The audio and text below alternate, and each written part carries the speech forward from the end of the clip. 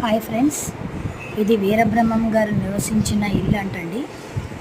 ఇది వచ్చేసి బ్రహ్మంగారి మఠంలో ఉంది. బ్రహ్మంగారి మఠంలో స్వామివారి టెంపుల్కి వెళ్ళి దర్శనం చేసుకున్న ప్రతి ఒక్కరూ ఆ గుడి దగ్గర నుంచి, అంటే ఆ గుడిలో బ్రహ్మంగారు సజీవ సమాధి అయిన టెంపుల్ అది.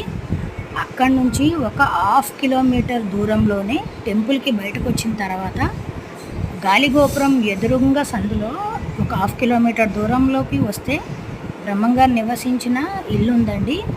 ఇల్లు అయితే చాలా ప్రసిద్ధి కలిగింది. ఎన్నో సంవత్సరాల క్రితం దంట.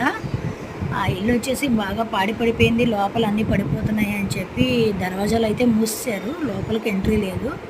బయట నుంచి అందరూ దండం పెట్టుకుంటున్నారు. అక్కడ మేము మొత్తం కవర్ చేశానండి. ఇల్లు అయితే ఈ విధంగా ఉంది. చుట్టూరు ప్లేస్ అయితే చాలా పీస్ఫుల్గా ఉంది. ప్రశాంతమైన వాతావరణం. ఇల్లు మధ్యలోనే ఉంది. అంటే అప్పటి కాలంలో ఏమీ ఇల్లు లేకపోయి ఉండొచ్చు. ఇప్పుడు అంతా ఏరియా అంతా మామూలు నార్మల్గా మనం ఎప్పుడు ఎట్లా మన ఏరియాలు ఎలా ఉంటాయో అలాగే ఉంది చుట్టూరు అంతా వాతావరణం.